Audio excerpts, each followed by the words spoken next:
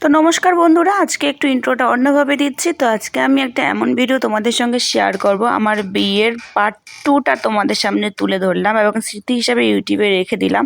তো আমাদের যেহেতু রিলেশন, এটা একটা শ্যুটিংয়ের একটু ক্লিপ তোমাদেরকে থাম্বনেল হিসাবে দিচ্ছি। তো চলো আমার বিয়ের ব্লগের শুরু থেকে শেষ পর্যন্ত দেখো। প্রথমত ছিল বরবাবুর এন্ট্রি। এর আগের ভিডিওটা কোথা থেকে তোমরা দেখেছো সেটা আমি জানি না।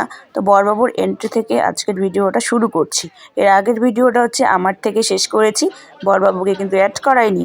তো এখন আমি বরবাবুকে অ্যাড করালাম, যে বরবাবু এন্ট্রি থেকে আমাকে ছেড়ে দেওয়া পর্যন্ত ভিডিওটা। তো চলো ভিডিওটা দেখতে থাকো, বরবাবুর এন্ট্রি। আর তার আগে বলে দিই, এখানে বরণ করে নিচ্ছে কিন্তু আমার বড় পিসিমণি।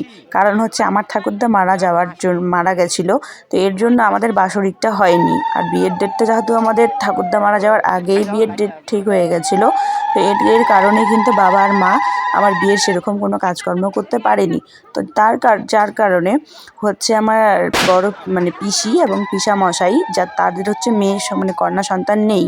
তো তাদের বাড়িতে মেয়ে না থাকার জন্য আমাকেই আমার বিয়ের সবটুকু কাজ কিন্তু আমার পিসি এবং আমার পিসামশাই করে দিয়েছে, বাবা মার কাজটুকু।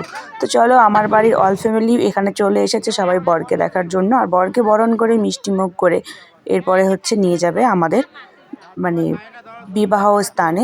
তো চলো ভিডিওটা দেখতে থাকো।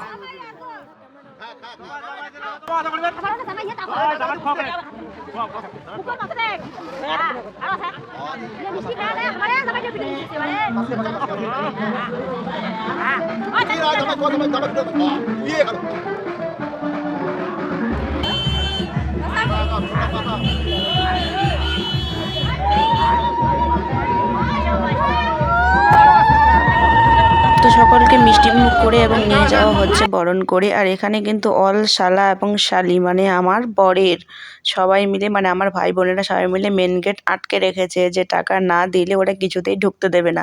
এ নিয়ে ওদের তর্ক বিতর্ক খুবই চলছে।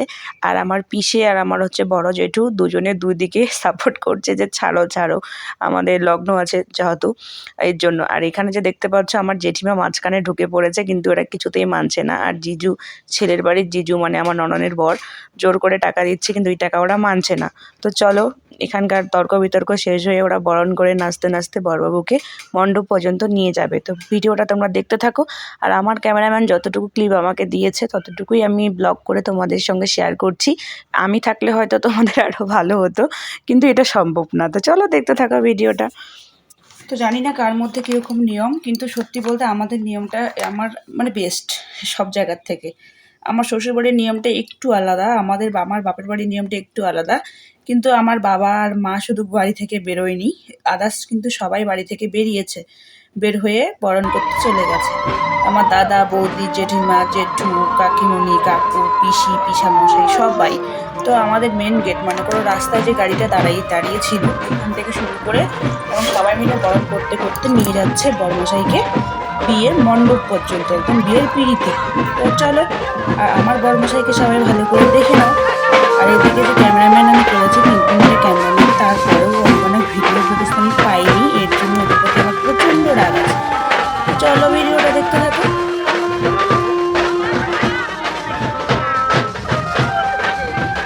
আর এদিকে হচ্ছে ভাইয়েরা, নিজের ভাই না হলেও নিজের থেকে কম নয়। ও হচ্ছে মণ্ডপ যে বানিয়েছিল, মণ্ডপের মধ্যে সুতা বেঁধে দিয়ে লিখে দিয়েছিল, কত লিখেছে জানি না। তো ও এখন টাকা নেবে, তারপরে মণ্ডপের সুতোটা কাটবে।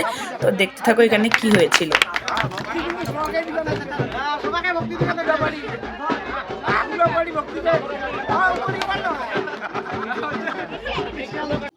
তো হচ্ছে এদিকে বরমশাইকে মণ্ডপে বসিয়ে দিয়েছে। প্রথমত এনে আগে টিফিনটা দিয়েছিল, টিফিন ওদেরকে খাইয়েছে, সেই ক্লিপটা আমাদেরকে দেয়নি আমার ক্যামেরাম্যান।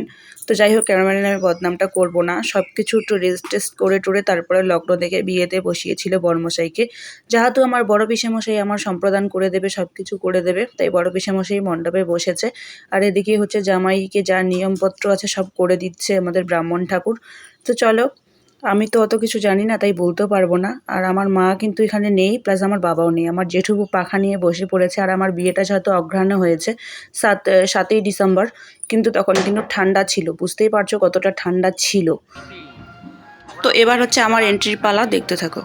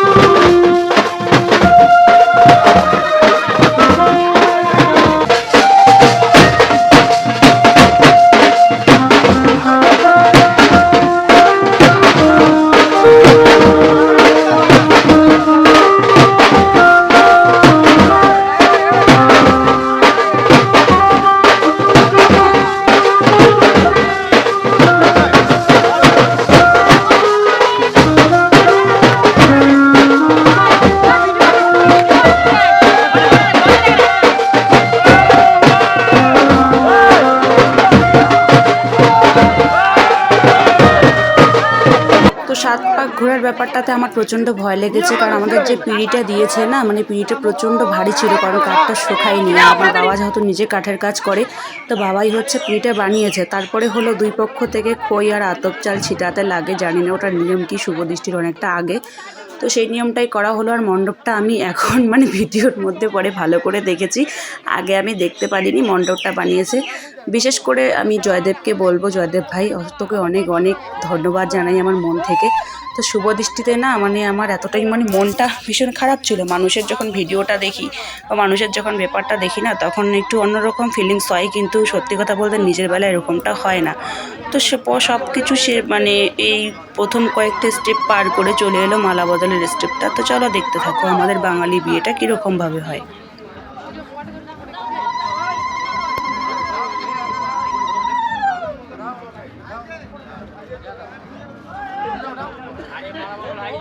পরের স্টেপটা হয়তো অনেকেই জানো, যে মানে ওই কি বলে ঘটের মধ্যে সোনার আংটি লুকোনো থাকে, সেটা বরকে দিতে হয়, বর খুঁজে সেই সোনার আংটিটা পরবে। তো চলো এই নিয়ম আচার আমি যতটা জানি না, মানে যতটা জানি ততটাই বলবো। তো বরমশাই কিন্তু আমার প্রচণ্ড চালাক মানুষ, সে পেয়ে গেছিলো কীভাবে লুকিয়ে রেখেছিল তবুও। তো দেখতে থাকো ভিডিওটা, আর মানে দেখো আমাদের বিয়ের কিছু নিয়ম আচার। আর তোমাদের বিয়ের কীরকম নিয়ম হয় সেটা কিন্তু অবশ্যই কমেন্ট করে জানাবে। আর আমাদের বিয়েটা অ্যাকচুয়ালি হচ্ছে আমাদের ৮ বছরের রিলেশন। আমি যখন ক্লাস হচ্ছে 6 থেকে 7 মানে 8-এ উঠেছিলাম, 8 থেকে আমাদের মানে পরিচয় ছিল, তখন থেকে আমাদের রিলেশনটা শুরু। আর আমার কলেজ কমপ্লিট করে আমাদের হলো বিয়েটা। তো ফাইনালি আমাদের অনেক দিনের স্বপ্ন পূরণ হলো, অনেক দিনের ইচ্ছে পূরণ হলো, আর আমাদের অনেক ঝড় ঝাপটার পরে কিন্তু 4 হাত এক হলো।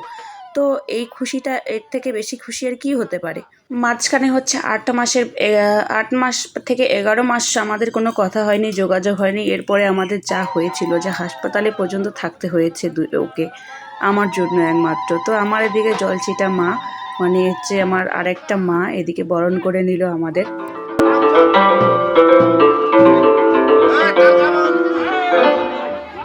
তো একে একে সব দান পর্ব শেষ করা হলো, আর সবাই দিয়ে দিল, অনেক গিফটও পড়েছে। তো গিফটগুলো আমি তোমাদের পরে আর দেখাতে পারিনি, কারণ সব আনবক্সিং করা হয়েছিল এর কারণে। আর আমার বড় ওসব পছন্দও করে না ওসব দেখানো, এর জন্য আমি করতে পারিনি।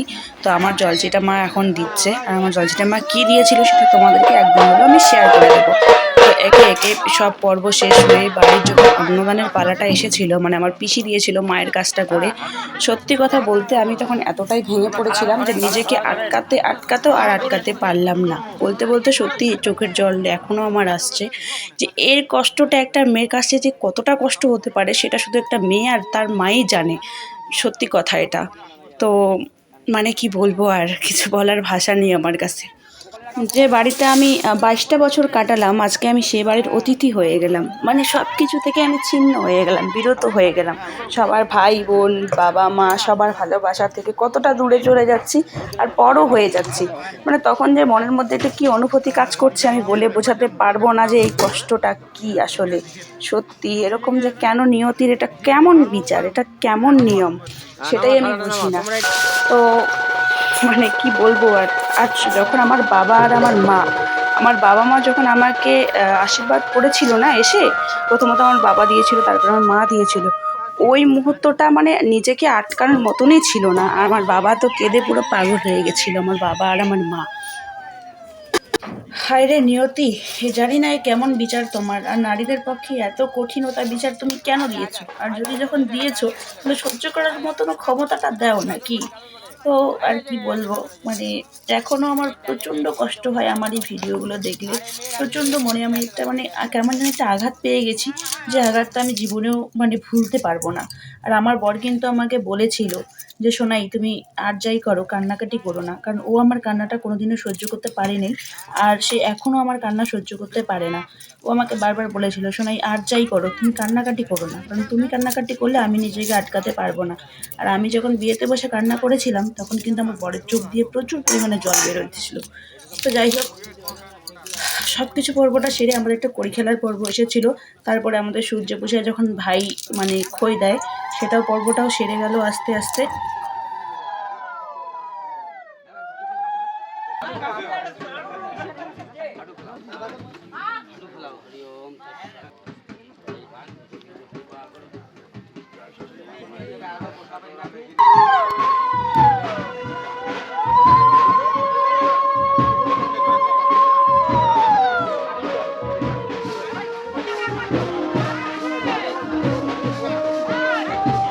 আমার পরিবার এবং আমি, আমার ক্যামেরাম্যান যেহেতু আমার ভাই লাগে সম্পর্কে, তো তারা এতটাই ভেঙে পড়েছিল, এতটাই কান্নাকাটি শেষে শুরু হয়েছিল যে কেউ আর কাউকে আটকাতে পারেনি। এর জন্য ভিডিওটা আর করা হয়নি, আর আমিও তোমাদের শেয়ার করতে পারলাম না।